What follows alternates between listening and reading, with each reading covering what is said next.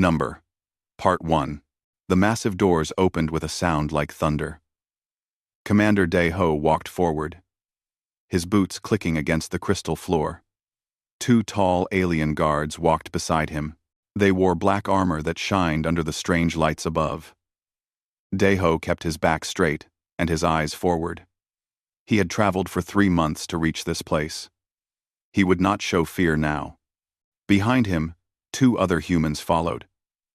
Lieutenant Hana was young, but brave. Captain Taesung had fought in more battles than anyone could count.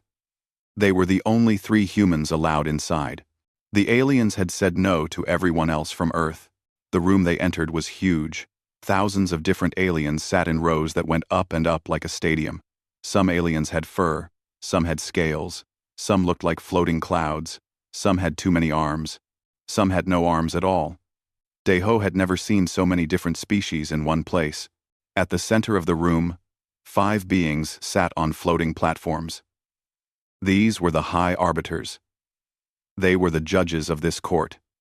One looked like blue ropes tied around a glowing ball. Another looked like a giant spider made of glass. The others were just as strange. "The humans may come forward," said the blue rope creature. Its voice came from a small device in Dae-ho's ear. The device changed the alien sounds into Korean words. Dae-ho stepped onto a round platform in the middle of the floor. As soon as he stood on it, pictures appeared in the air around him. The pictures showed human spaceships burning. They showed buildings breaking apart. They showed explosions and death. All human death. "Humanity," the blue rope alien said. Its name was Zelmoth. "You are here because you have failed. You went to war against the Keltheron Empire. You have lost badly." Some of the aliens in the crowd made sounds. They were laughing. Dae-ho felt his jaw tighten but said nothing.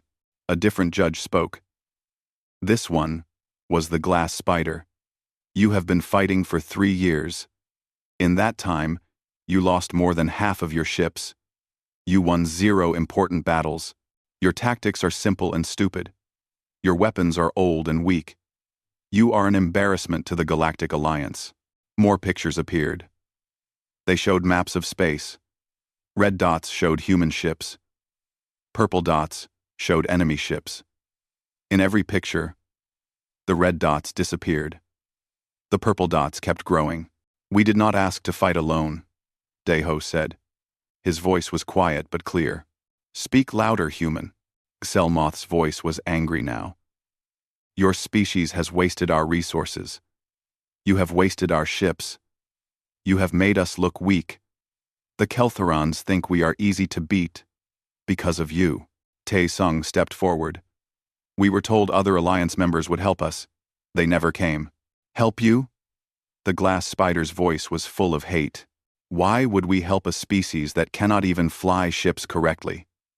We looked at your request for help. We said no. Everyone agreed. Humans must learn from failure, or humans must stop fighting." "Lows. That brings us to why we are here today," Zelmoth said. New words appeared in the air. They were written in a language Dae-ho did not know, but the translator device explained. "Humanity will lose its right to command its own military. Your ships will be given to other species who know what they are doing. Your officers will be fired or made into low-rank soldiers. Your colonies in dangerous space will be given to species who can protect them. That will kill them all," Hana said. Her voice shook with anger. "The Keltherons will hunt down every human in those colonies. They do not take prisoners. Then your military should have protected them better," the spider said. "This is not our problem. This court has decided. Humanity is too dangerous to lead its own forces. The decision is final." Dae-ho felt something heavy settle on his chest. He thought about Captain G1. She had died saving a colony. He thought about Major Sok. He had held a supply route open for 2 weeks before he died. He thought about the thousands of others who had given everything while the galaxy watched and did nothing. "You will sign these papers," Zelmoth said. "They will end human military independence. or humanity will be thrown out of the Galactic Alliance completely. You will face the Kelthorans with no help at all. The room filled with sounds of approval, clicks and whistles and roars from 1,000 different throats. They were all happy to see humans punished. Deho looked at the floating document in front of him. He raised his hand slowly toward it. Then, he stopped. Before I sign, he said, I have a question. Humans do not question this court, Zelmoth said. How many of you have actually fought the Kelthorans? Deho asked. He looked around the huge room. Raise your hands. Show me who has really fought them. The room went quiet. Confused sounds came from the crowd. How dare you? The spider started to say. Because I noticed something strange, Deho said. His voice was getting louder now. 3 years ago, when we went to fight, the Kelthoran Empire controlled 14 sectors of space. They were attacking on 3 different fronts. Do you know where they are now? He made a gesture. Hana pressed a button on a small device. The pictures in the air changed. They showed a different map. They are still in those same 14 sectors, Deho said. Not 15, not 16, 14. The 3 attacks they were making? All stopped. All stuck in place, and there is only one force that has been fighting them for 3 years. You claim credit for a tie? Zelmoth's voice was shocked. You lost 70% of your forces. Yes. Deho said simply. We did. And every single ship, every single soldier who died made sure the Kelthorans paid 10 times more. We did not run away. We did not call for help that would not come. We held the line. Taesung showed more information. Kelthoran losses in our sector. 3,217 big ships destroyed. 46,000 smaller ships destroyed. We think they lost about 2 billion soldiers. Their advance has completely stopped for the first time in 20 years. And we know how they fight now, Hana added. We have captured their technology. We broke their secret codes. We know where they get supplies and where they build new ships. We have shared all of this information with Alliance Command. Has anyone read our reports? AD. Well, haven't read our reports. The silence in the room had changed. It was not mocking anymore. Now, it was uncertain. The Kelthorans came to our space thinking we would be easy to kill, Deho said. Instead, they found something they have never seen before. An enemy that will not surrender. An enemy that will not run away. An enemy that makes them pay in blood for every bit of space they take. Simple tactics, Zelmoth said, but its voice was less certain now. Throwing away your forces is not smart. No, Deho agreed. But it worked. And I will ask you again.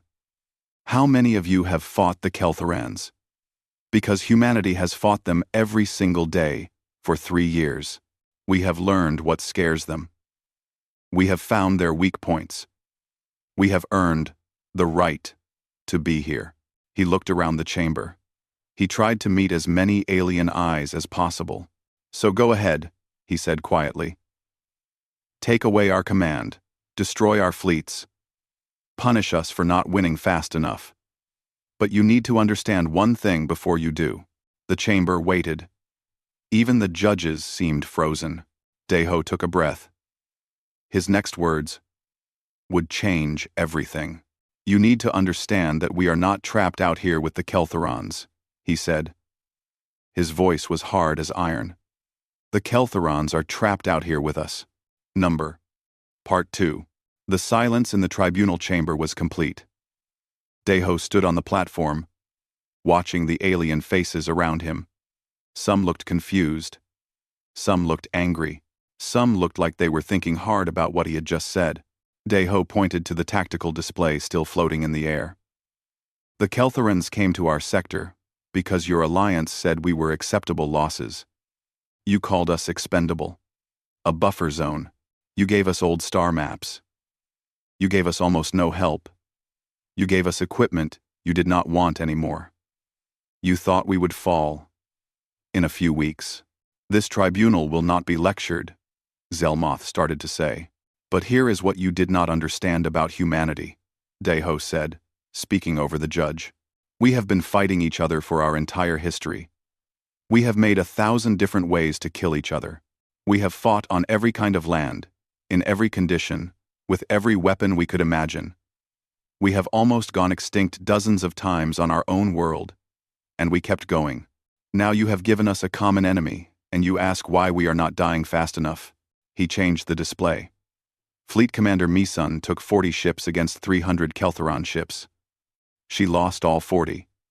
The Keltherons lost 274. Admiral Hyunwoo defended Tanis Station for 6 weeks with only a few people. He died when the station fell, but he stopped the Kelthorans from using it as a forward base. He crippled their entire advance into the Outer Rim. Taesung added more information to the display. Pilot instructor Jae-hee trained our fighter pilots to ram enemy carriers at full speed. 92% of pilots who do this die. We have 3,000 pilots waiting in line to volunteer. Hana's voice was cold.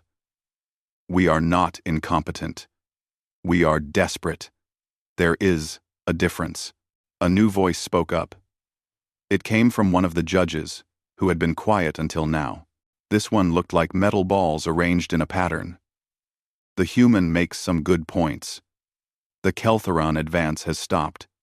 This is a fact we cannot deny, because we have bled for every meter," Daeho said. "Every bit of space they tried to take cost them more than they expected. They are not facing normal alliance tactics anymore. They are facing humans who will turn ships into weapons. Humans who will fight with their bare hands in broken ships. Humans who will make last stands that turn into weeks of fighting." "Barbaric," said the glass spider judge. "Effective," said the metal ball judge. "The data does not lie. The Keltherans have stopped expanding." Zelmoth's blue ropes twisted in what might have been anger. "Even if we accept this, it does not change anything. Your losses cannot continue. At your current rate, human forces will be completely gone within 6 years." "Yes," Daeho agreed. "If nothing changes. But we are not asking for nothing to change. We are asking for what you promised. Alliance support. Real support. Not token gifts and old equipment. Actual, military cooperation." He showed a new tactical plan. "The Keltherons are stretched too thin. They have put 80% of their mobile forces in our sector. We have made them angry. We have made it personal. They have taken losses that would have ended any other campaign. Their supply lines are exposed. Their reserves are low. They are vulnerable. You think you can exploit this weakness?" Zelmoth asked. The judge did not sound like it believed this at all. "Not alone," Daeho admitted. "But with real support? With alliance resources? We can break them. We can turn this from a defensive stalemate into a real victory. But only if you stop treating us like sacrifices and start treating us like actual allies." The chamber erupted in noise. Thousands of voices in hundreds of languages created chaos. The translation device in Daeho's ear struggled to keep up. He stood firm. "Daeho's people 7. Whereabout Harding Daeho's people said." Hana and Taesung stood on either side of him. Together they waited while the galaxy argued over their fate. A sound came from Daeho's communicator. He looked down at the small device. Then he froze. The message had the highest security level. It came from deep inside Keltheron space.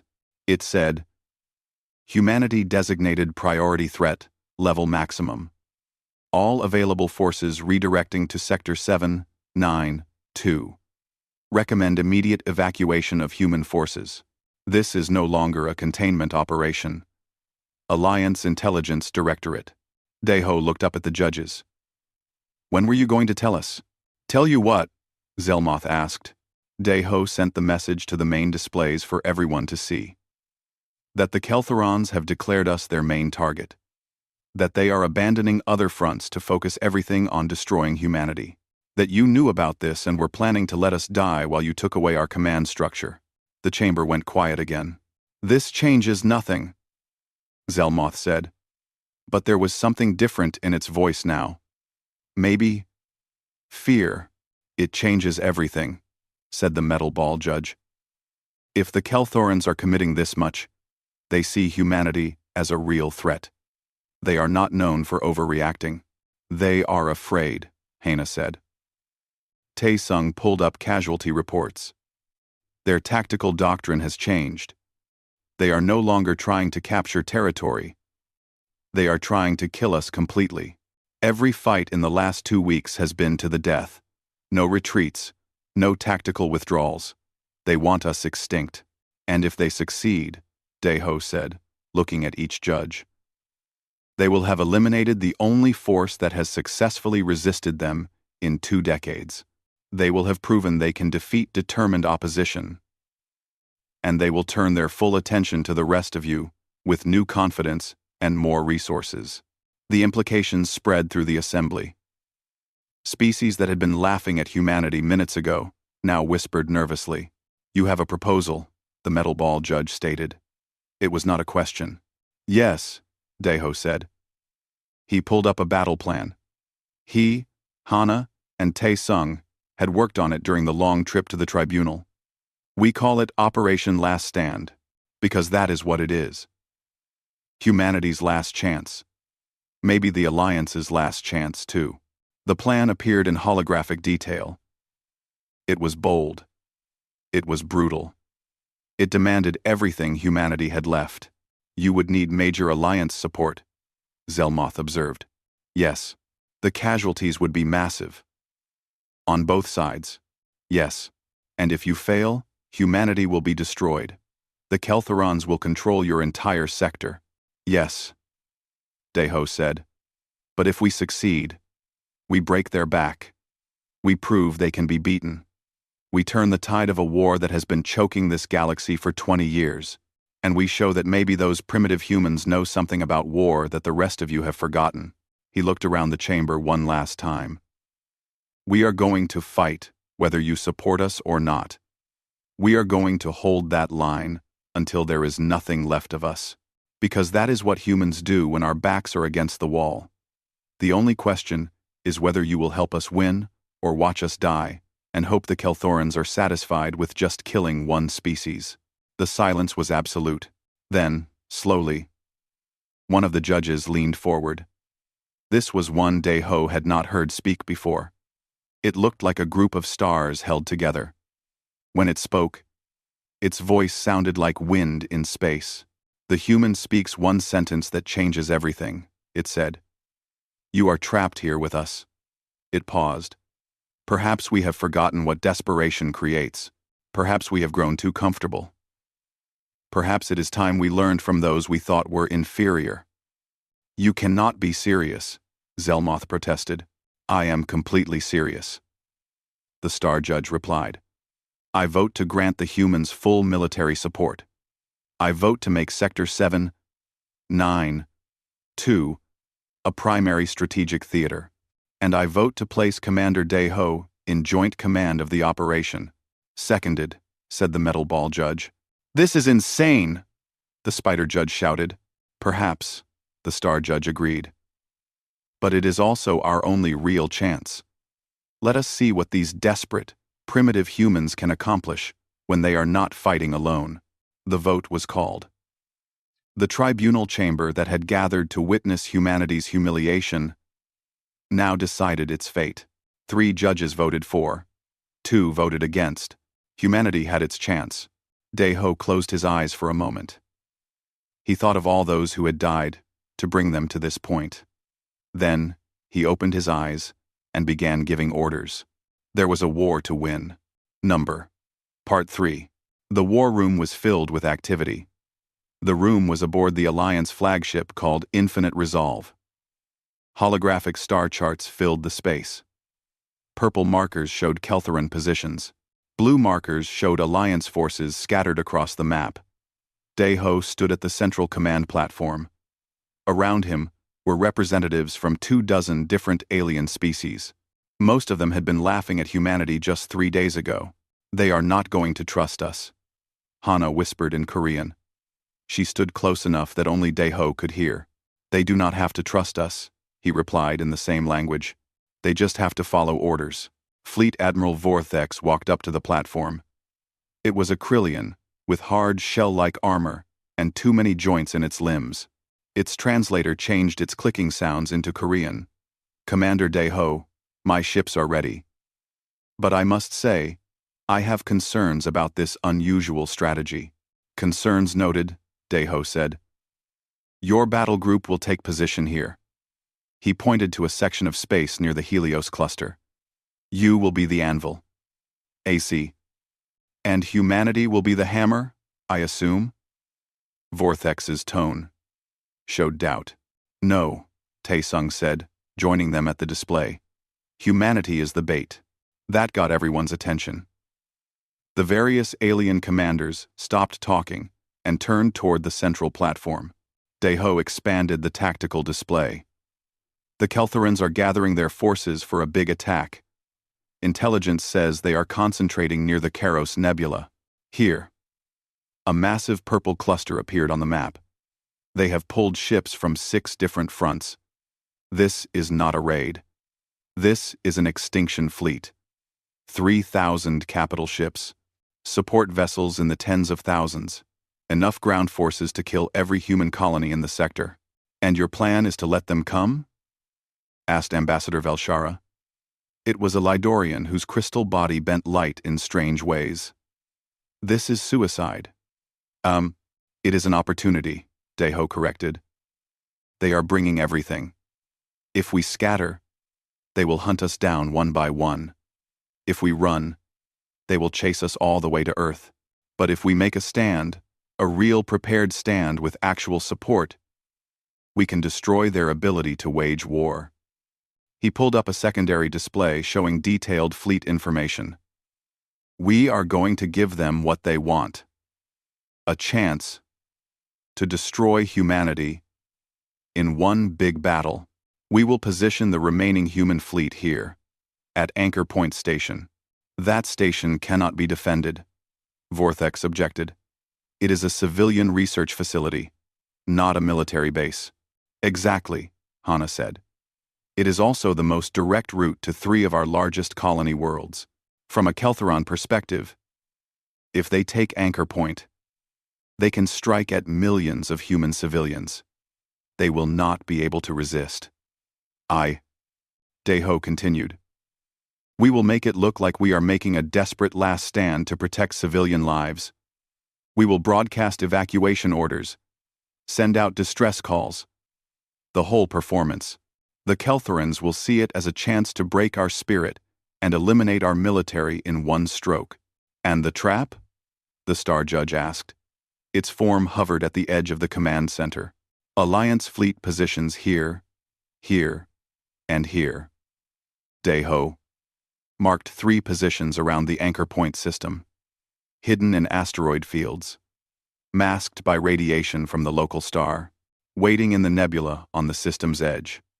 When the Keltherans commit to the attack on Anchor Point, they will be in a kill box. We collapse on them from all sides. The timing would have to be perfect, Vortex said. Its hostility was giving way to professional interest. If we reveal ourselves too early, they retreat. Too late, and the human forces at Anchor Point are destroyed. "That is why I will be at Anchor Point," Daeho said. "I will coordinate the collapse personally." "Unacceptable," Velshara said immediately.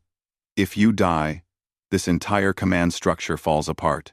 Which is why Taesung will be with the Alliance fleet, commanding the southern group," Daeho replied. "And Hana will command the northern group. If I fall, the operation continues." The room fell into debate. Species that had never worked together argued about positioning, timing, and trust. Through it all, Daeho kept improving the plan. He listened to suggestions. He adjusted positions. Slowly, painfully, he built agreement. Major Kyung-soo brought news that changed everything.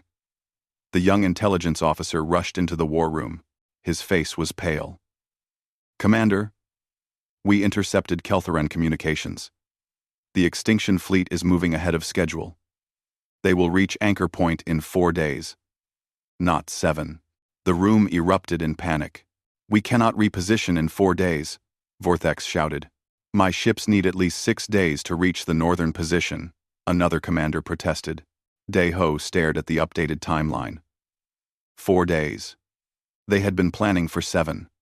Entire battle groups were still traveling. Supply lines were not ready. The trap was not complete. We proceed. What? Hana looked at him in shock. We proceed. Dae-ho repeated louder. We work with what we have. We adapt.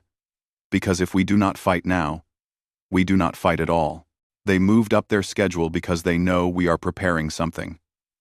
If we back down, if we show any hesitation, they will know it is a trap and scatter. You are sending the human forces at Anchor Point to their deaths, Velshara said. There will not be enough Alliance support in position.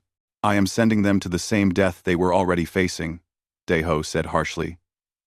The only difference is now they have a chance, however small, to make it count for something. He turned to the assembled commanders. I need honest assessments. Which battle groups can be in position in 4 days? The answers came slowly. Vorthex's Krillian fleet could make it. 2 human battle groups were already nearby. A Zephyrian carrier group was close enough. A handful of others might arrive in time. That is less than 40% of our planned strength, Taesung said, running the numbers. Then we make it work with 40%. Dae-ho replied. Because the alternative is letting the Kelthorans kill humanity while the Alliance watches. Again, the Star Judge's form pulsed. The risk is enormous. Yes. Dae-ho agreed. But every human officer at Anchor Point will volunteer for this. Every ship. Every soldier. We have been living on borrowed time since this war started. At least now we are choosing how we spend it. Over the next 4 days, the galaxy watched as pieces moved into position. Human ships gathered at Anchor Point Station. They reinforced it with everything they had. Alliance forces moved quietly into hiding positions around the system. And the Kelthoran extinction fleet advanced like a purple stain spreading across the star charts. On the 4th day, Dae-ho stood on the bridge of the Indomitable. It was one of humanity's few remaining capital ships. He watched as the Kelthoran fleet appeared at the edge of the system. Count? He asked. 3,200 capital ships, his censor officer, Lieutenant Bonhua, reported. 15,000 support craft. Ground force carriers number in the hundreds. Sir, it is everything they have. Good, Dae-ho said. Then we only have to do this once. The Kelthoran fleet began moving forward. At this distance, they looked like a swarm of insects. They blocked out the stars themselves. In the hidden positions around the system, Alliance forces waited. Their weapons were powered down. Their crews were tense. Dae-ho opened a channel to all human ships. This is Commander Dae-ho. In about 2 hours, the Kelthorans will be in strike range. They are coming to kill us all, to erase humanity from the galaxy, to make an example of the species that dared to resist them. He paused. He looked around his bridge at the young faces of his crew. So many of them were barely adults. They had been thrust into a war they never asked for. I will not lie to you. Many of us will not survive the next few hours. This is the fight that decides whether humanity continues to exist or becomes a footnote in galactic history. But I promise you this. If we fall today, we will fall in such a way that the galaxy never forgets. We will hurt them so badly that 10,000 years from now, Kelthoran mothers will tell stories about the humans who refused to die quietly. He straightened his uniform. All ships, battle stations. Prepare to show them what desperation looks like when it has nothing left to lose. Across the human fleet, alarms began to sound. Weapons came online. Shields powered up.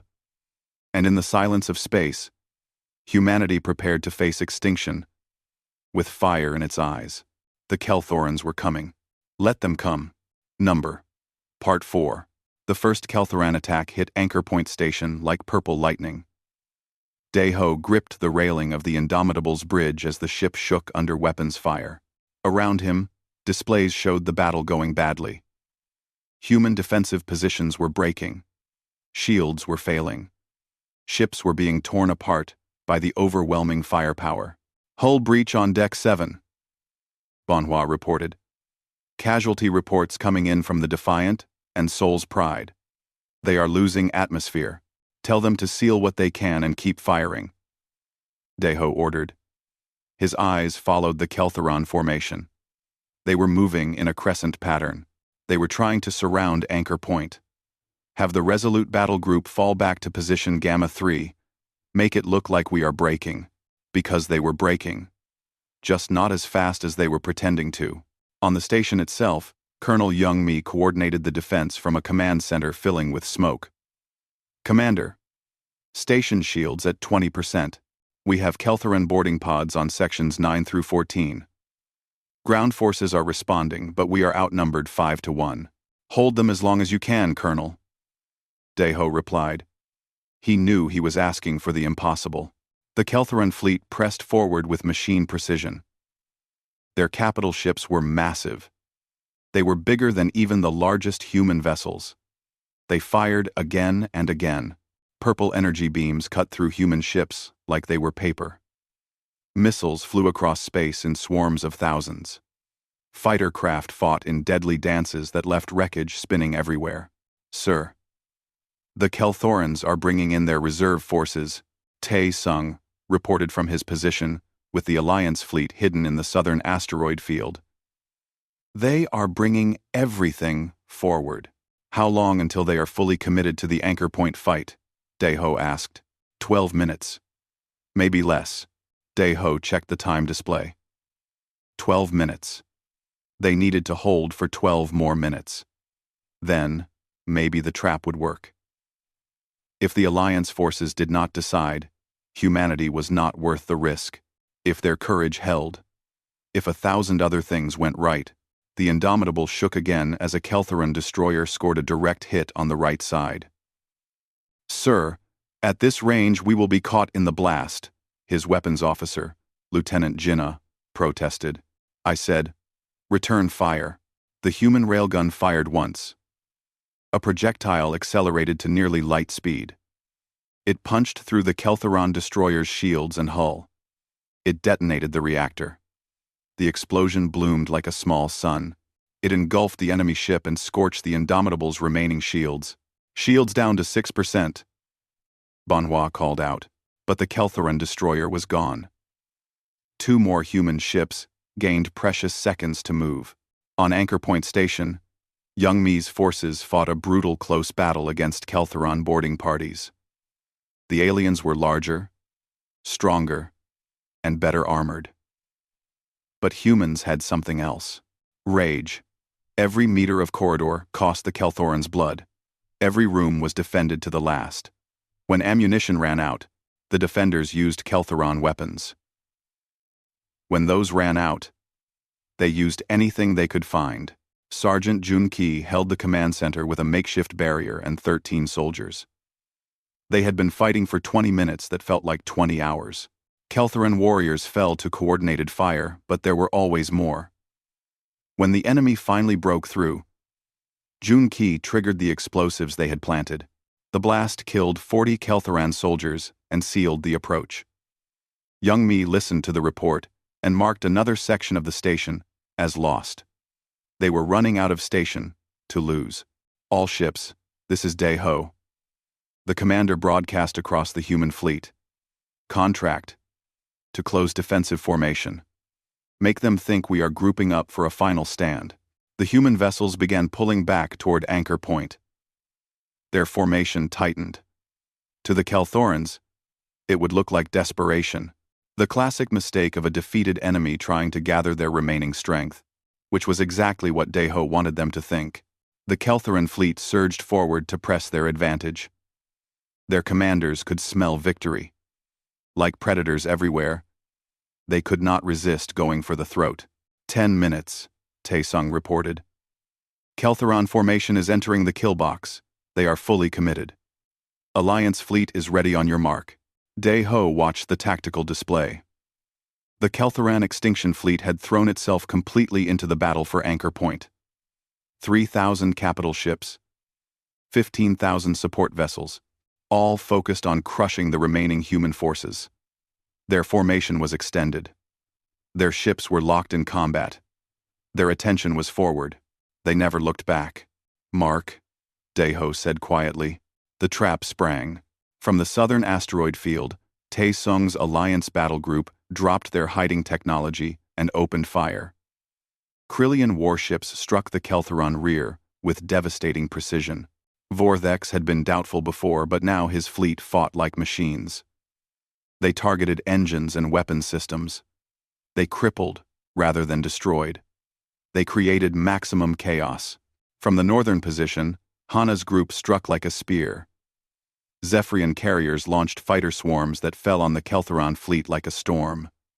Human ships mixed with alien craft, all fired in disciplined patterns they had practiced during the frantic 4-day preparation. From the nebula at the system's edge, the Star Judge led a battle group of Alliance heavy cruisers. They emerged from the radiation fog like ghosts. Their weapons were ancient technology that humanity could not understand. They carved through Kelthoran shields as if they did not exist. The Kelthoran fleet was caught in a 3-sided trap while locked in combat with human forces at Anchor Point. They found themselves in the worst possible tactical position. "All human ships," Daeho ordered. His voice carried across every remaining vessel. "Attack pattern Delta 9. No mercy. No surrender. For Earth. For Earth." The response came back from dozens of ships. The human fleet, supposedly dying, suddenly surged forward with renewed violence. Ships that had been conserving power diverted everything to weapons. Vessels that had been limping activated hidden reserve systems. The Indomitable drove straight into the heart of the Kelthoran formation. Its railguns fired non-stop. Its captain screamed defiance. The space around Anchor Point became chaos and destruction. Kelthoran ships were designed for advance and conquest. They proved weak when trapped and attacked from multiple directions. Alliance weapons tore through their formations. Human ships, knowing they were already dead, fought with abandon. They rammed when guns failed. They detonated when all else was lost. "Kelthoran command ship identified," Jinnah reported. "It is the Eternal Conquest. Their fleet flagship. Plot and intercept course," Daeho ordered. "Sir, we will never survive getting through their defensive screen. Then we will die trying. Plot the course." The Indomitable turned toward the massive Kelthoran flagship. It was a vessel 3 times the Indomitable's size. It had weapons covering every surface. Around them, the battle raged. Human ships were dying. The Defiant broke in half. The Soul's pride vanished in an explosion that briefly outshone the system's sun. The Resolute drifted dead in space, its crew gone. But Kelthoran ships were dying faster. "All power to forward shields," Daeho commanded. "Everything we have. Everything we have." The Indomitable accelerated. It drew fire from a dozen Kelthoran vessels. Its shields failed. Its armor melted under energy weapons. Its crew died at their stations as air vented through hundreds of holes. And it kept coming. Daeho watched the Eternal Conquest grow larger in the view screen. He thought of his daughter so young, safe on Earth. He thought of every human who had died in this war. He thought of all the species that had mocked them, dismissed them, left them to die. "Impact in 10 seconds, Bonhua said. The lieutenant was bleeding from a head wound, but still at his post. "It has been an honor, sir." "The honor was mine," Daeho replied. At the last second, the Indomitable rolled. It presented its wounded side to the enemy flagship. Every remaining weapon fired at point-blank range. Everything poured into the Kelthoran ship's command section. Then they hit. The collision cut the Indomitable in half. The forward section, carrying Daeho and the bridge crew, embedded itself in the Eternal Conquest's hull. Emergency barriers slammed shut. They preserved a pocket of air. Daeho found himself still alive somehow.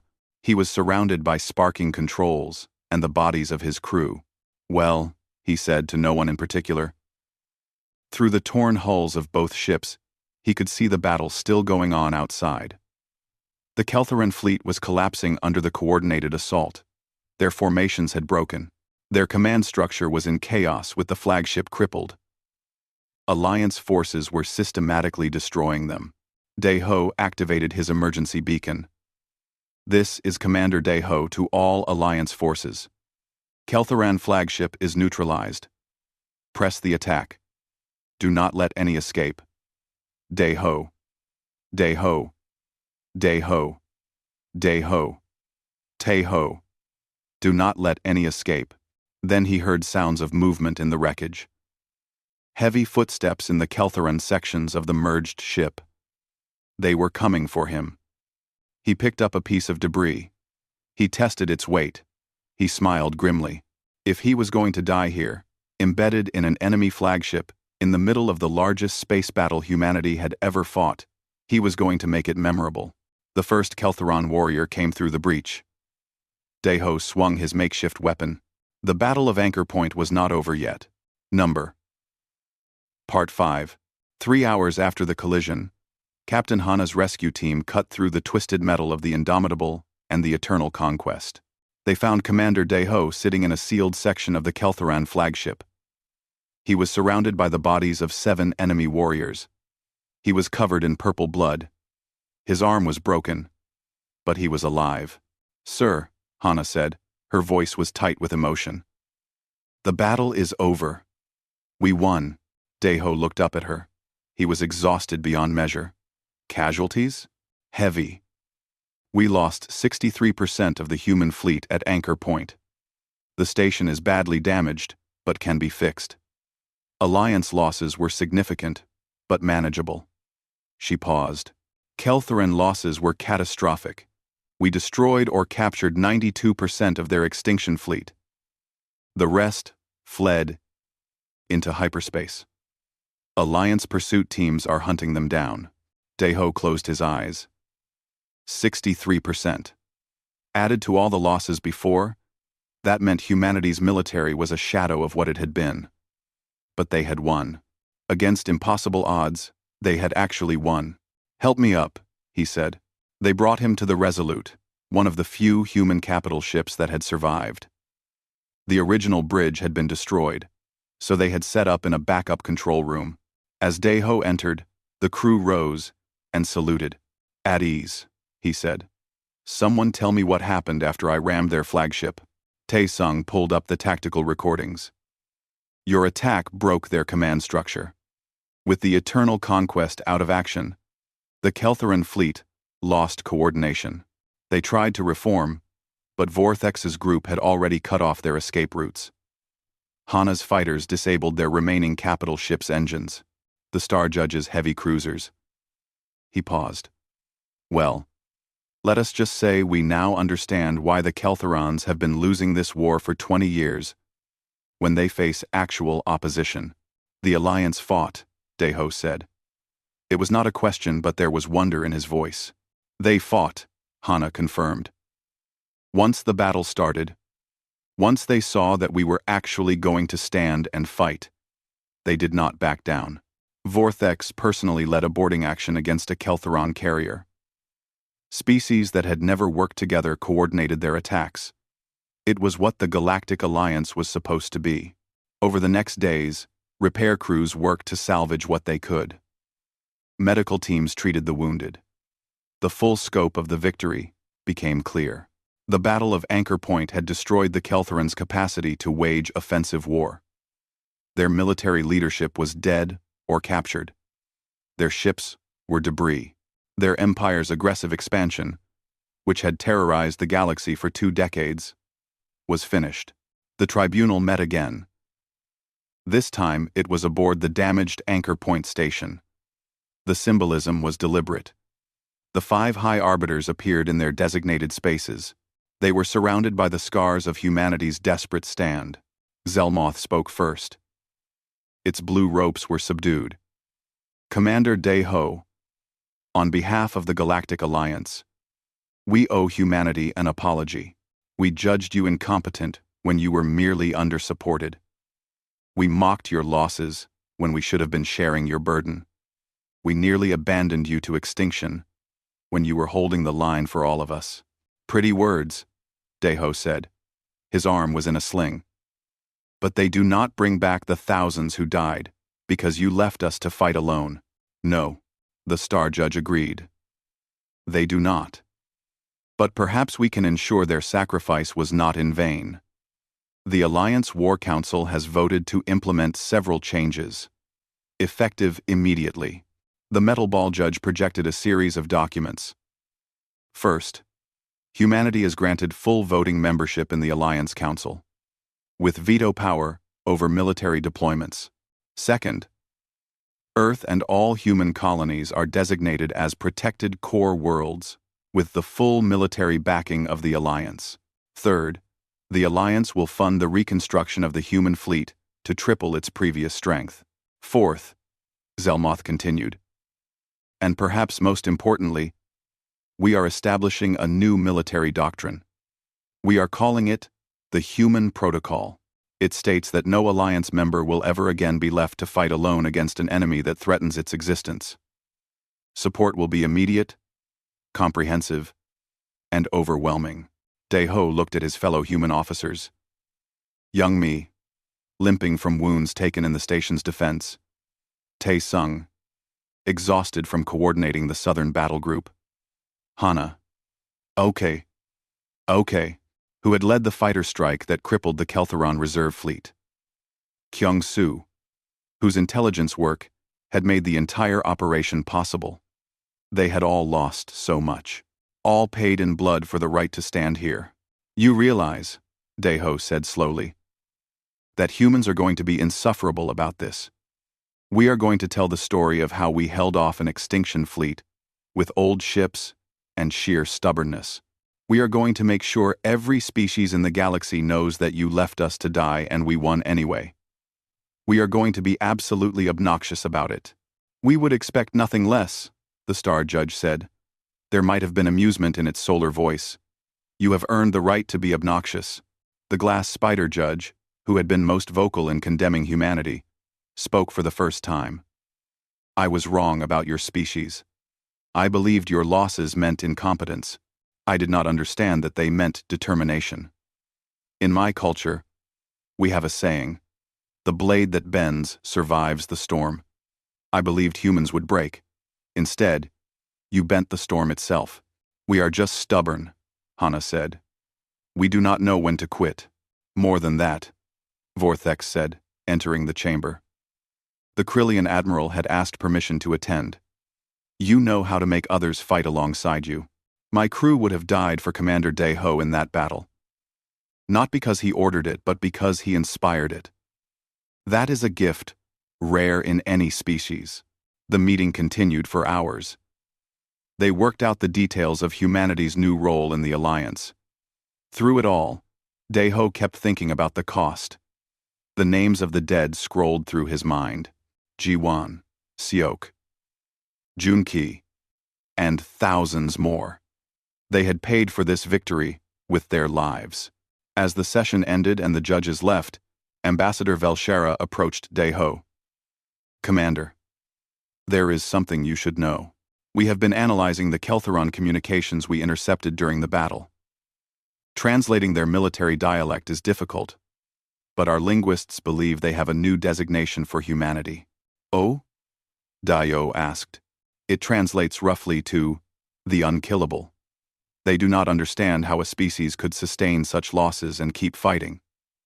To them, it is incomprehensible. They are frightened of you in a way they have never been frightened of the Alliance. Good, Deho said. Let them be frightened. Let every species that thinks about attacking humanity know what we are capable of when we are backed into a corner.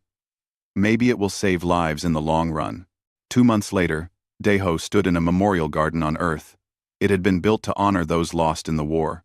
It was a vast space of white stone and reflecting pools. Carved into the central monument were the names. So many names. Those who had given everything. His daughter, so young, now 12 years old, stood beside him holding his hand. Did you know all of them, Appa? No, Deho admitted. But I know what they did. They held the line when the galaxy had given up on us. They fought, knowing they would probably die. They made sure humanity survived. Are we safe now? She asked. Deho thought about that. The Keltheron Empire was broken. Yes. But there were other threats in the galaxy. There would always be other threats. The difference now was that humanity would not face them alone. We are safer, he said carefully. And we are stronger. But more importantly, we have proven something. We have shown that humans do not quit. We do not surrender. We might lose battles. We might take terrible casualties. But we keep fighting. They stood in silence for a while, remembering. Across the galaxy, the story of the Battle of Anchor Point spread. It became legend among 1,000 species. The humans who fought an extinction fleet, with old ships. The commander who rammed his vessel into an enemy flagship. The alliance that finally learned to fight as one. In the halls of the War Tribunal, now empty and quiet, a single sentence was carved into the wall. It was placed there by order of the arbiters themselves. A reminder to all who entered. We are not trapped in here with you. You are trapped in here with us. It was a warning. A promise. And a memorial to the day humanity taught the galaxy what desperation could accomplish. When it refused to die quietly, the war was over. Humanity had survived, and the galaxy would never underestimate them again.